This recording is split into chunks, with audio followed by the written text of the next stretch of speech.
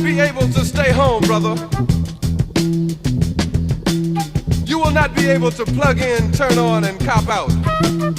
You will not be able to lose yourself on Skag and skip out for beer during commercials because the revolution will not be televised. The revolution will not be televised. The revolution will not be brought to you by Xerox in 4 parts without commercial interruptions. The revolution will not show you pictures of Nixon blowing a bugle and leading a charge by John Mitchell, General Abrams, and Spyro Agnew to eat hog maws confiscated from a Harlem sanctuary. The revolution will not be televised. Hey, it's Sully in this episode, 655 of the Orange Pill Investor. And today I want to talk about fence sitters and that there will be no such thing because every action, even inaction, is a choice not to act. And you will get the consequences of that choice. There's been some discussion over sentiment. Michael Sullivan's got some good analysis around it. Some people have been using that to dunk and say that BIP 110 won't win. I have a complete opposite conclusion to all of the results from that. I do find it extremely interesting regardless. But there was another article that had a link to this page. And so here's all of the anti-BIP 110ers, bunch of big accounts. Here's the BIP 110ers, much smaller accounts and fewer. And then we've got some fence sitters here. And Jimmy Song was the main one to really get dragged. He came out and was like, I'm not making a decision here. And to his credit, you could kind of make the argument because at least in his older videos, he said he's running both nodes. And at that time, I think it was Core and Knots. And I don't know if his Knots node is also running BIP 110, and maybe he's running both. But just like you can't ride 2 horses with 1 ass, you only get to choose 1 node if you want to validate a transaction. So could you, like, oh, okay, if I want to transact twice today, I'm going to send 1 Bitcoin with my core node and I'm going to send 1 Bitcoin with my BIP 110 node. I guess there's a way that you could do that. However, and I think this bodes well for BIP 110, is that anyone trying to do that is supporting BIP 110. And the reason I say that is because BIP 110 only has to get enough support in order for the miners to be too worried that their blocks will get rejected and that they can't just hold hands and for some reason, mining companies that are competitive and competing for block space will for some reason just start trusting each other and act as one single mining pool with no defections. And so the requirement isn't to have even like 20, 30, 40, 50% of the nodes, right? It doesn't really take that much to get the miners to act right. And so if every single, what are there, like 100,000 nodes or something, 15,000 of them are Knots nodes, maybe 10, maybe 1,000 or something is like BIP 110, I believe. Somewhere in the 10 to 20% range, depending on how many fake nodes there are or whatever. But regardless, if there was 100,000 nodes and it was 50-50, if everyone was neutral, right? Let's just take it to its extreme conclusion. Everyone was neutral, everyone was running a Core V30, and everyone was running a second node that was BIP 110. What would happen on activation day? That would be a smashing success for BIP 110. If 50% of the nodes were rejecting blocks, that would be like the most overwhelming success. The miners would be committing absolute suicide not to switch in that scenario. So anyone that is saying, I'm going to be neutral, is not neutral. If they're running both, they're pro BIP 110. If they are just sat stackers and they're sitting in cold storage, they don't run a node at all, are they neutral?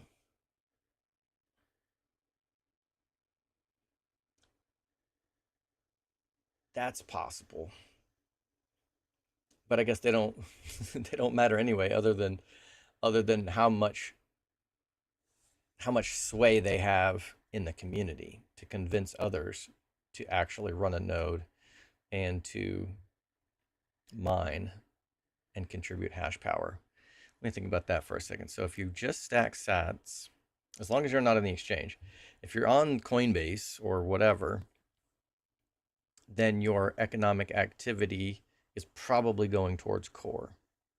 So even in that sense, if you're in cold storage, well, I guess if you're in cold storage, and you're transacting, you still have to run a node. I mean, you don't have to run a node, excuse me. You still have to use a node. So you're probably just using a default node in whatever software you're using. So you're technically using someone else's node. And in that case, you're probably core side, because most likely the node that you would be using, I guess you could specify. I don't know. Are there people who are, could you just specify someone's node if you knew they were on one side or the other? But since the majority of the nodes are still core, if you're not specifying and you just stack sats and you're using someone else's node to transact, technically I think that would be a vote towards core. So even in that sense, you're not neutral. The only way to be neutral, I guess, would just be to sell your whole stack and exit the network. That would do it. I don't recommend anyone do that. But it is going to get a little bit tricky, though, if someone is running Core V29. Because before BIP 110, even Luke Dash Jr. was saying, look, if you're going to run Core, at least have the self-respect and common decency not to upgrade to Core V30. And whether or not you agree with him or not, he described Core V30 as being malware. And so if you are on V29, it's not a vote for BIP 110. Technically, yeah, I still think that's a vote against BIP 110, because I guess if you're not for it, you're against it in a way.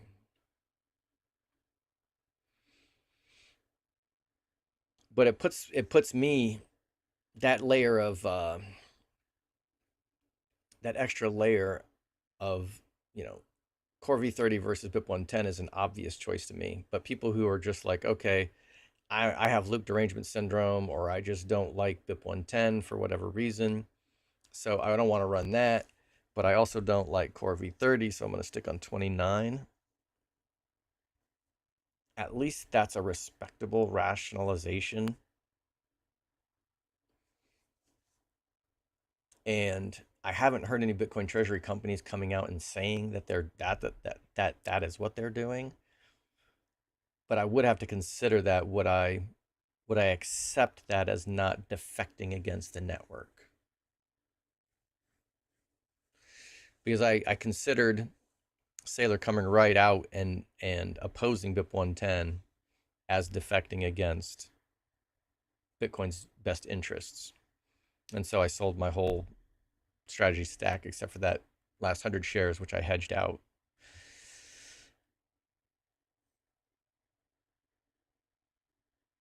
And it's probably not going to be easy to get these companies on record.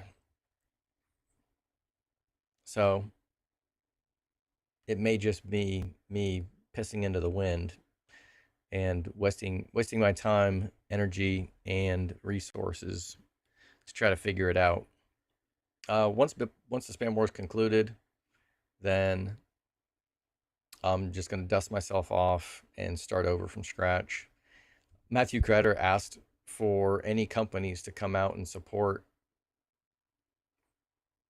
BIP 110, and he's like, I'll give you some free coverage. He doesn't do any paid promotions. He will recommend certain products, and I appreciate that he doesn't do ad reads for that purpose. Like, I trust him evaluating a cold storage device because he's not taking money from any of them. And so in that sense, I do respect that.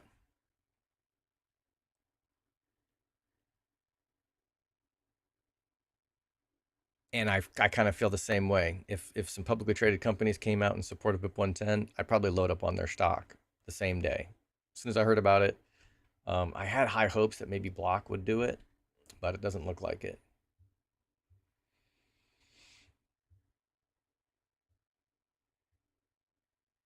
Yeah, so the way I see it, if you're participating in Bitcoin, you are making a choice.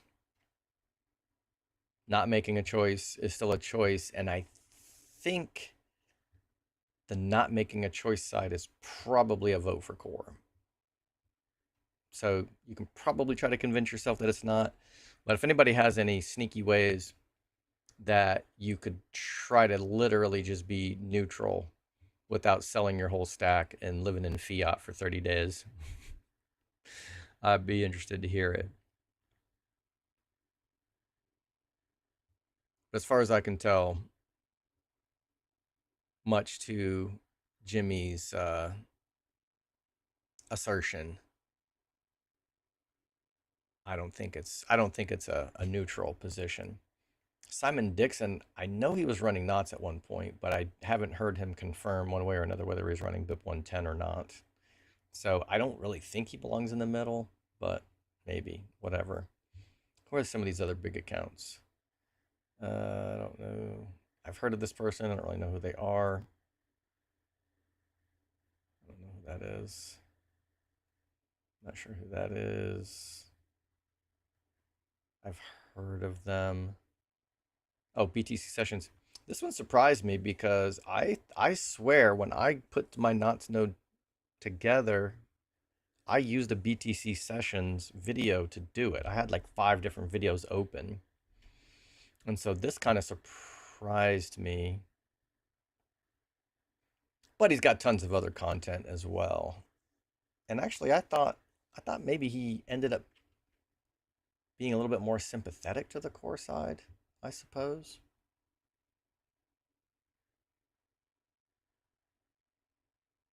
Yeah, accounts are getting smaller now. Oh, John Attack, supposedly neutral. That's interesting. He was probably one of the quote good good developers in Core. But even he admitted that when he saw spam bloating the nodes, he was concerned, but felt powerless to do anything about it. And there's a Spooner quote that goes, "Whatever the Constitution be, it has been either has enabled the government that we have or powerless to prevent it. And, you know, the conclusion is that it's unfit to exist. If the Constitution is not actually going to protect my rights, what good is it? Ironically, ironically, that just occurred to me. That's probably an argument on the core side. If the filter's not going to get rid of all spam, then let's just get rid of the filter. But the Constitution actually has no teeth, whereas filters actually do serve some purpose. So it's not that filters do nothing, it's just that they don't do everything. So they are still good for something. All right. I don't think I need to beat this horse any deader.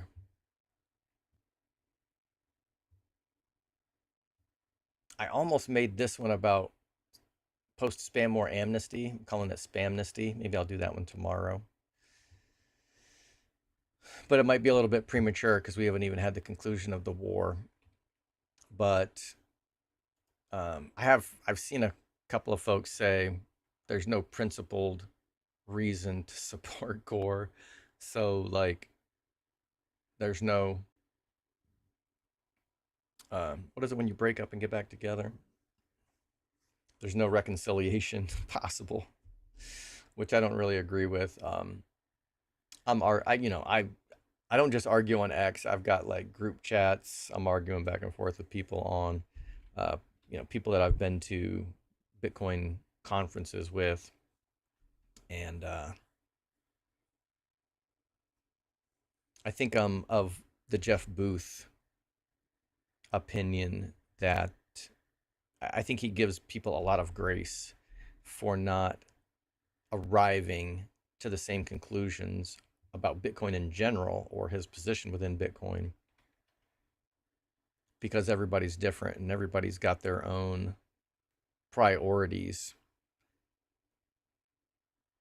But I also understand the Matthew Kratter position. He is trying to win, and he is employing a strategy called total war. So a lot of people were like, "Oh, he went all in on Lynn Alden, he got cooked or whatever, and now his career's over." And that's not really how that works.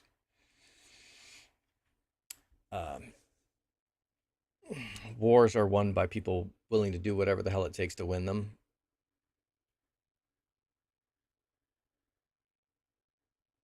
And so I do respect the game, right? In that sense. I can't go that far. I do like to troll, and every once in a while when I see something and I can put together something sarcastic or trollish, I will let it rip. But I think he does rush to some of his replies, like when he asked Lynn, obviously you haven't read the BIP, and she's like, I did read the BIP, and then she clearly has a reply that demonstrates she read the BIP and understands the BIP or whatever. But that being said, he's employing an effective strategy regardless of whether people think it's turning them off or not. So just his level of conviction gives me a little extra confidence as well. So anyway, I'll keep it moving.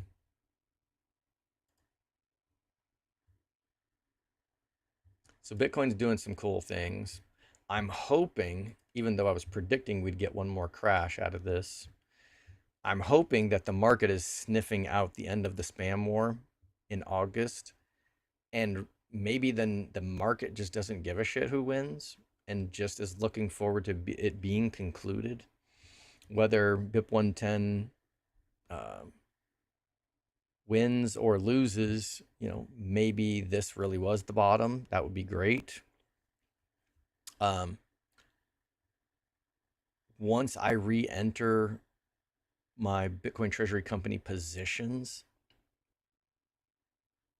after the spam war, If I missed the absolute bottom, it's not really that big of a deal. I think the end of the spam war marks the official beginning of the bull market. Macro, I guess they could play some more games with the Iran war. They'll probably pump it. August, September, October into November for the midterms. Then maybe they dump it again. I don't really know. I don't really know exactly what games they're going to play, but my guess is that Bitcoin is waiting for the spam war to conclude before we go into full on recovery bull. And even then, like, if this is the bottom of 2022, it wasn't like it went to 60, or excuse me, it didn't just go to 125 in 6 months, right? So 6 months, it went from 17 to what, like June? Yeah, I mean, a nice double. That's not quite double, but you know, up 50% is cool. I'd take that. That would make me that would make me feel way better about my portfolio.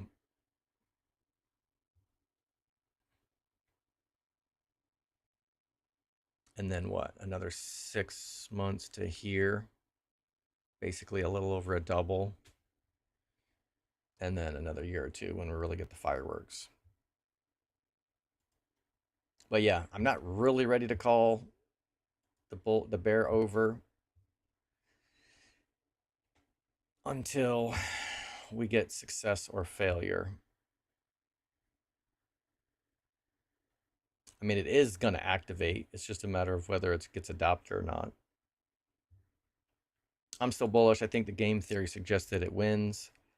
But regardless, you know, even though I do think that spam is an existential threat, it's not like Bitcoin's going to die tomorrow. So it would probably be our kids and grandkids' problem to inherit, right? It'd be kind of a slow death and get bloated and co-opted faster, which I think is kind of the point with the full nodes, because there was a screenshot of Satoshi's early messages suggesting that everyone won't run a full node. There'll be, you know, giant server farms eventually doing that, and most people would run prune nodes, and well, most people that run nodes would run prune nodes, and most people that transact wouldn't run a node at all.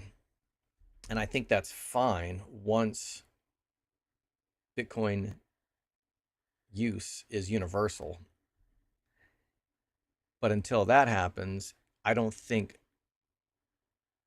Bitcoin is decentralized enough to be able to withstand centralization of the nodes. I think centralization of the nodes is something that we can tolerate or will have to accept once Bitcoin has already won in a global way. If we allow spam and bloat to centralize the nodes before Bitcoin is universally adopted, that's the game. That's why they're trying to push this now. Because if they can control the nodes, and if they can control hyper Bitcoinization and have us all using you know, layers on top of Bitcoin or wrapped tokens, and even the prefs, which I still don't mind on an ethical level. But if people adopt the prefs and don't have any cold storage and don't adopt Bitcoin, then that would be a problem. That person would be vulnerable still. But anyone who has their, you know, whatever they think they need to have in cold storage, and then you want to dabble in prefs or Bitcoin treasury companies or private companies or, you know, whatever. You know, I was just on the podcast with the real estate guys, Like, they're not selling all their real estate for Bitcoin. You could do that maybe if you had like, I don't know, $5-10 million worth of real estate, and you can just retire off your Bitcoin stack. But if you've got one Bitcoin, you can't retire off of that unless you've got, I don't know, my son lives in a van. So maybe if you're doing van life, you could retire off one Bitcoin. If your expenses were like 10 grand a year, you probably could. You probably could retire off of Bitcoin. But if you don't have that giant retirement stack, you have to earn money somehow. And the only way you earn money is by monetizing your assets or doing work.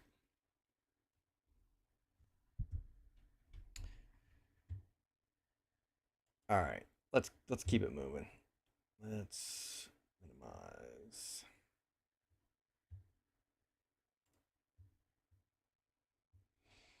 All right, so I'm super happy that a lot of the stocks came back to life. Block really didn't move, which is good because I have an Iron Condor, which is completely, well, it's not exactly delta neutral. It's slightly bearish, the one that I set up. But what's it worth? Ooh, it actually is going in the wrong direction. 80 bucks. Is that up? So I guess it's $5 away from my call strike. But it's still fine.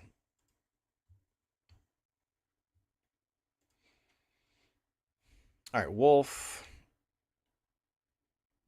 My 15 and my 20s are still underwater. Ones that have 32 days to expiration. But these that I put on 4 days ago are at least doing okay.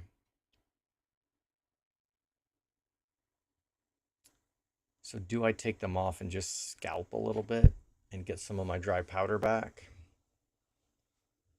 That would be about 18 cents in 4 days. And I would normally be capturing about half of this in 3 weeks. So it'll be 42 cents in 3 weeks. What is that, like 14 cents a week? So you could argue that I've done a little bit better than the average. I could take those off. I'll bookmark that and come back to it if I need to. I did take out 10 grand to pay bills.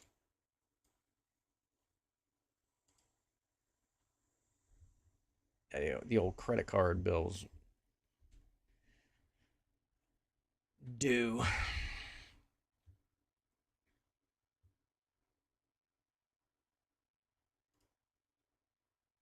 right, Tesla's down another 2%. And my 390 call, if I keep this in another 2 weeks, maybe a third of this, 250 a week. It's not earning me a lot.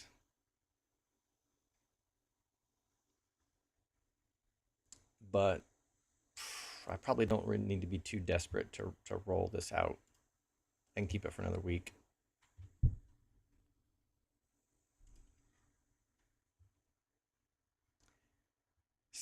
SpaceX keeps dumping, and the people who are locked probably haven't even sold. So I could end up getting stuck trying to play the roll till you're right game, or just taking possession of these at 125 and 115 respectively, which wouldn't be the end of the world. At least that would be like a 10% discount off of the IPO price. So I'd be down bad at I'd be down bad, but not as bad as the poor bastards who got into the IPO and didn't sell at 200. That's got to be frustrating as fuck. All right, Riot is back up 8%. So it's no surprise, like basically a third of this, I've made a third of the profits that I sold this for in 4 days. So this is absolute perfect timing. Let me reshare without volume.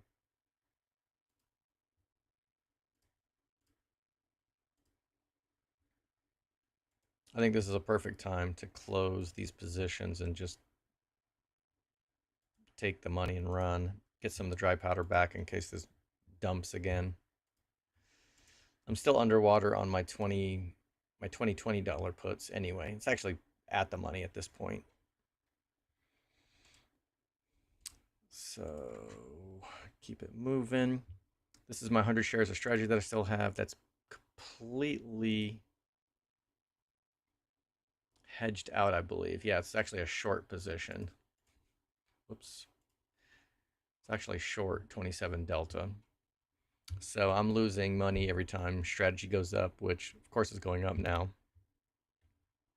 But I'm playing the roll to your right game with the 87 calls that I put on pretty close to the bottom. And then my put debit spreads are back up to the price that I sold them for. I wonder if I should add another one.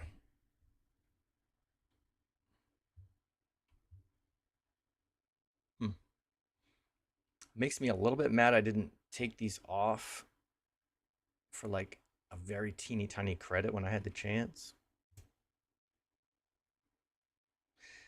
Oh, and I need to put this back on for 2 of them.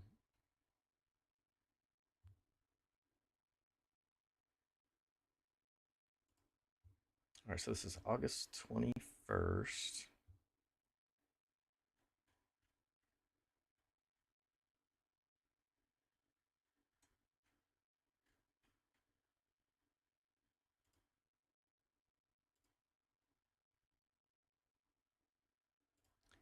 Just for convenience, I'm just going to add the same thing. Let me add one more.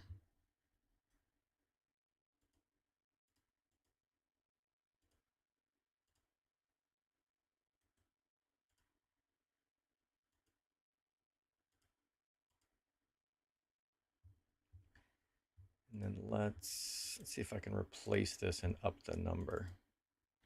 No. So they're going to make me, motherfucker. Why did I have to put the notifications right below?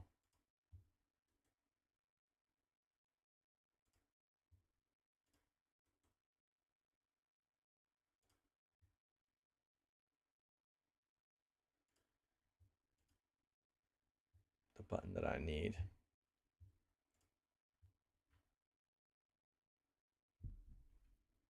All right, so now I'm like 46 delta short. Oh boy, that's hilarious. All right, Iron. Iron probably came back to life a little bit as well. All of my puts are actually out of the money. That's cool. All right, so 3 days I captured about 250.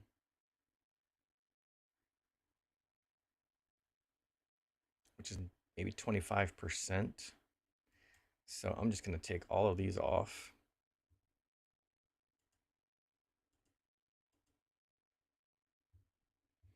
I don't think I meant to put that many on anyway. That was a lot. 10 contracts. That was like 40 grand worth of position.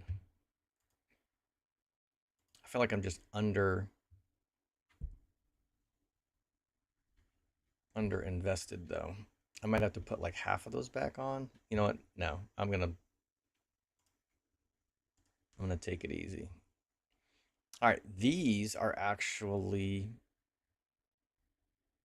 only took 11 days and they're half of what I sold them for. So I'm just gonna take these all off. Well, I'm gonna take off. Yeah, I'm just gonna close them all.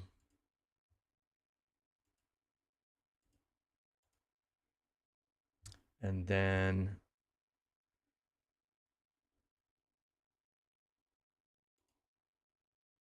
man, I'm not gonna have much left. I could put CLSK back on like 5 of them, maybe. Let's just see what that would look like.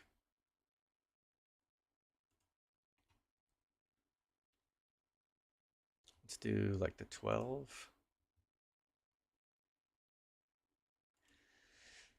Keeping half of 166 would be 83 divided by 3 weeks. Would be like 28. 28 cents a week would be about 2% a week.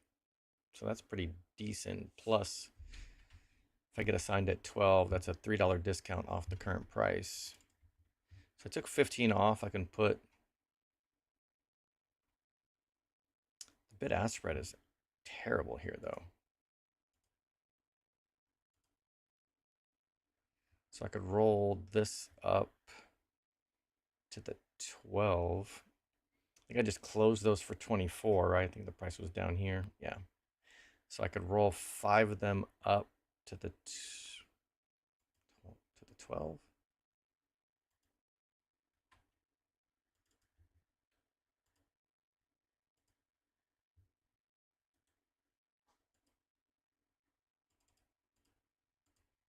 There we go.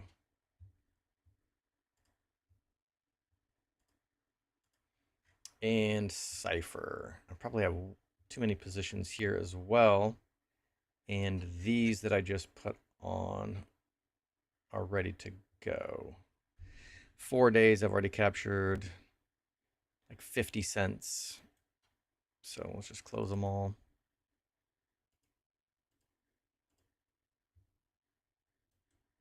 No fill. No fill.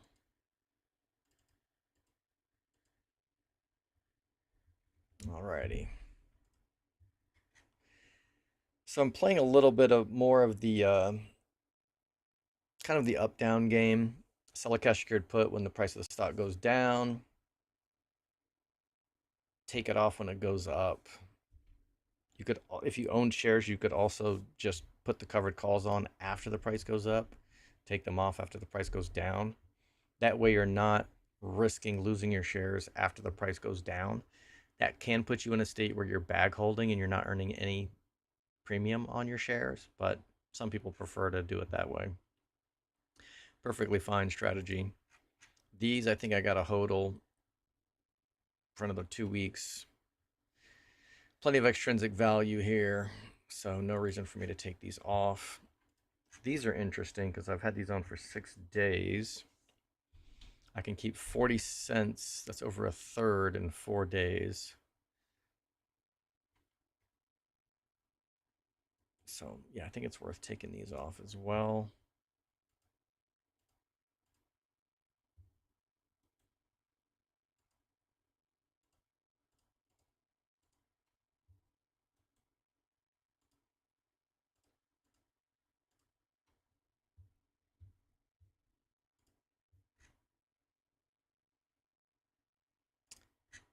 These I've had on for 14 days. So the 20s are basically at the money. It's way too much extrinsic value here for me to really be too interested in taking them off, closing or rolling.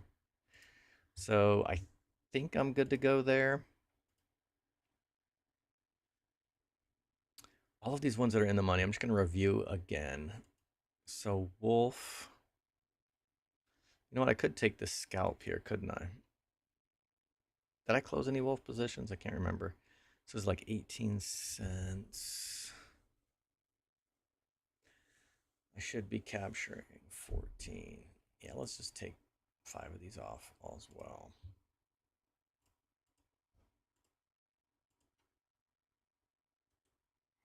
Quick Fingers Luke was a shitcoin trader. He was a penny stock trader turned shitcoin trader. He was also traded Bitcoin, but he mostly traded the shitcoins to get more Bitcoin.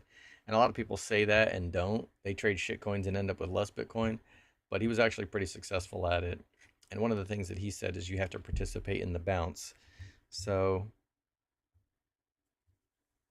if you buy something,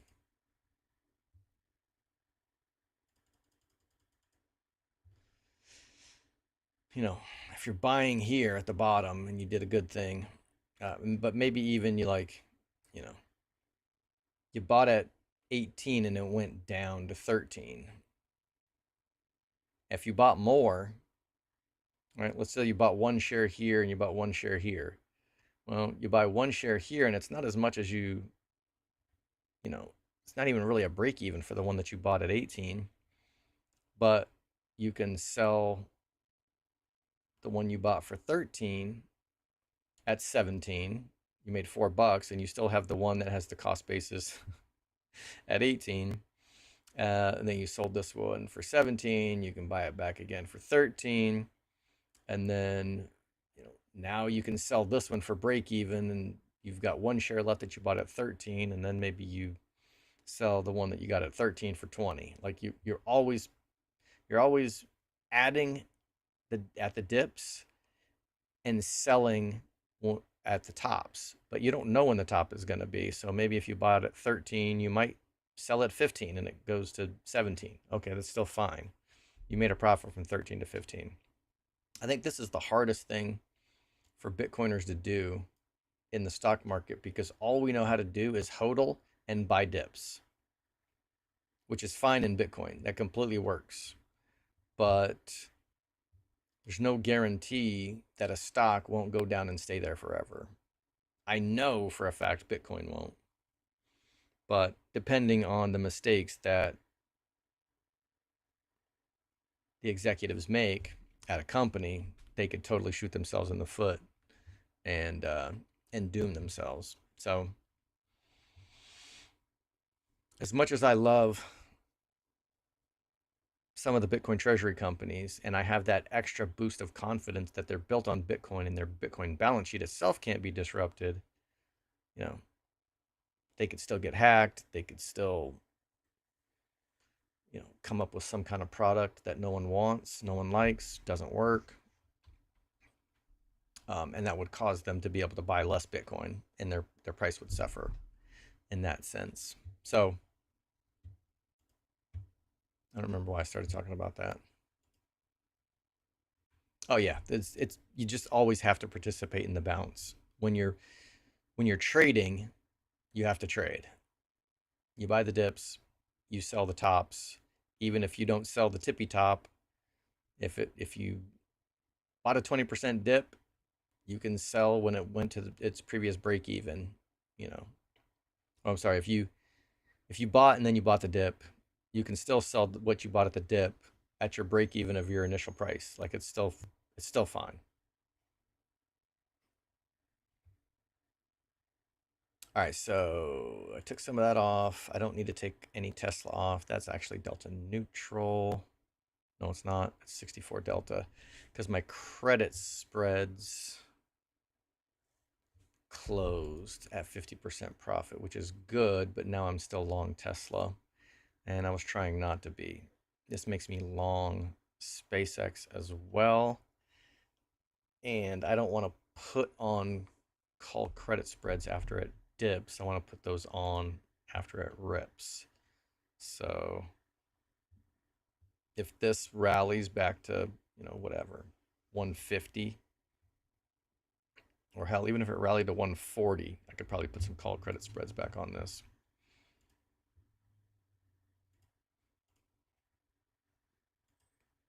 These are fine, basically at the money. And then strategy. Yeah, of course, this one's in the money. All right, I think that is good.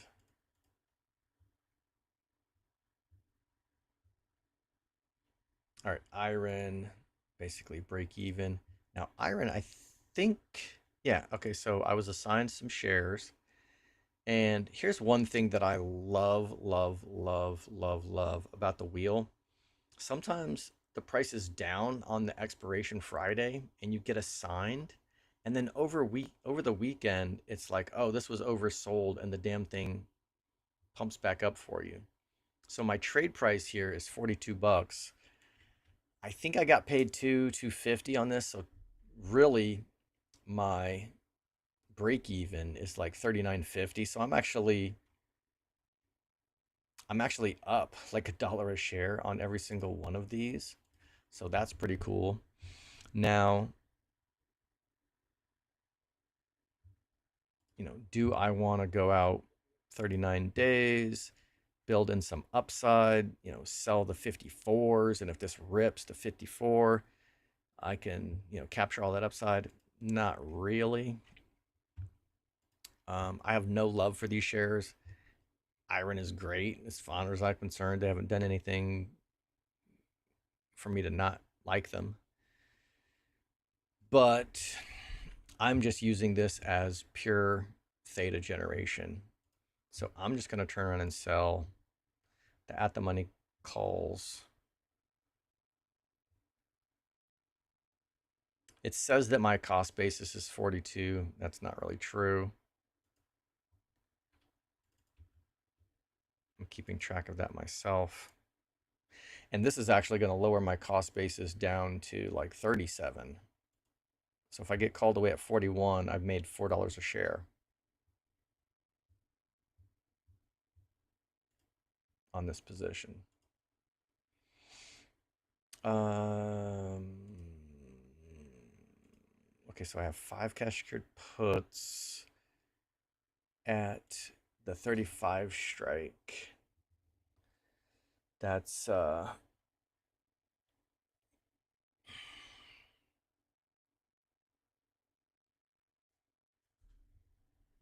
should be $3,500 in collateral for each one. It should be like 10,500. Why?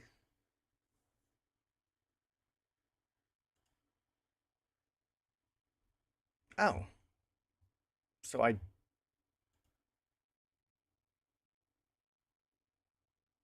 maybe I do have some available buying power. All right, let's see what I want to do. I never did hedge these out. Maybe that'll give me something to the ability to hedge these out. God, I don't want to add call credit spreads after he's dumped though.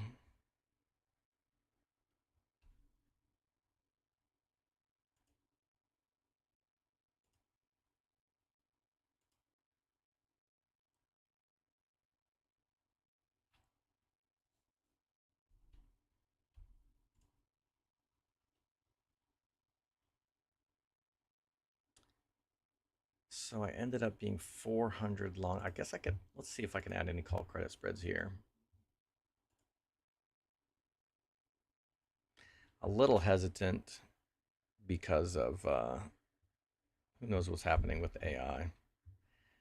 But let's say I sell 55. Buy the 65. Well, let's do, yeah. 24 delta. Yeah, this doesn't really work for me. In order to make this work, I would need to capture about 240 bucks of premium to make this really attractive.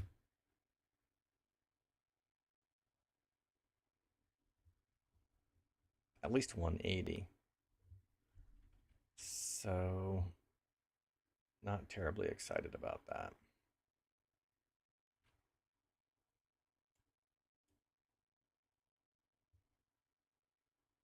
Yep, forget about it.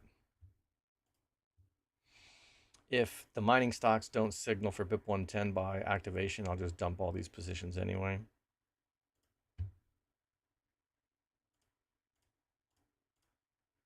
None of them have responded, as far as I know. Let me check.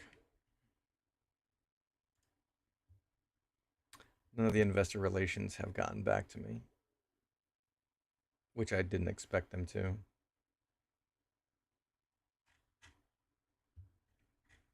All right. Oops, what did I just do? All right, I got a good amount of maintenance excess. I took off a position. I'm kind of regretting that now. I think I took off a cipher position to free up some buying power.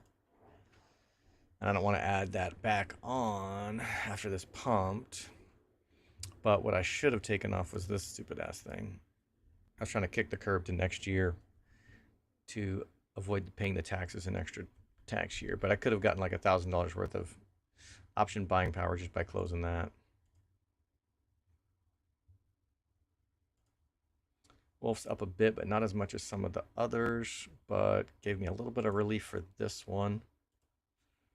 Not nearly enough for these bad boys. They're severely underwater still. But no reason for me to panic and roll them too soon. Iron's fine. This one's break even. These are underwater. And this is hedged out. Let me see what would happen if I close this. I'd get like $39 worth of option buying power. So I don't need to worry about that.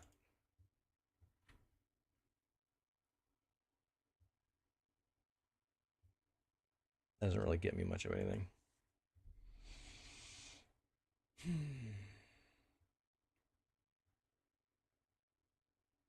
Yeah, I don't really feel the need to add anything. If everything dumps, maybe I'll add some. But I don't really like the amount of theta that I'm collecting here. 347 bucks a day. What is that, like $17.50 a week? That's not going to cut it. But I can get away with it for a couple of months.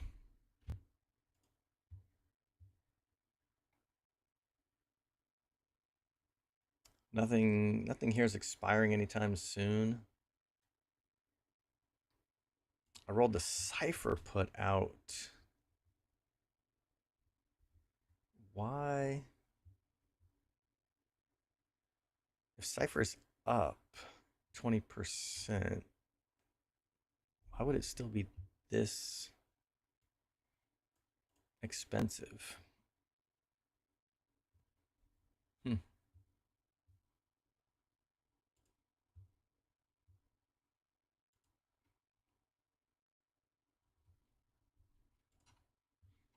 All right, this debit spread that I had on here, I guess it's up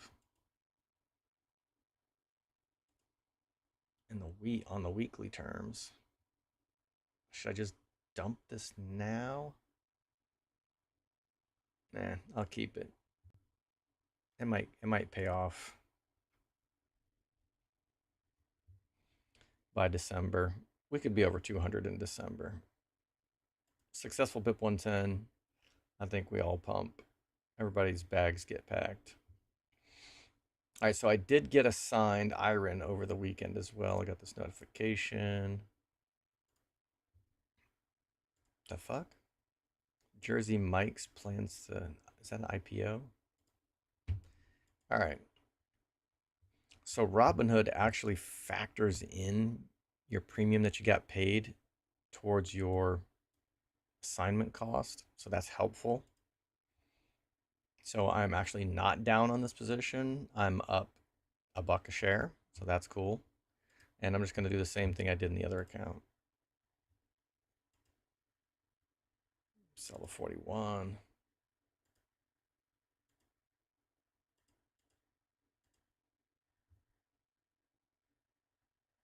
Cha-ching.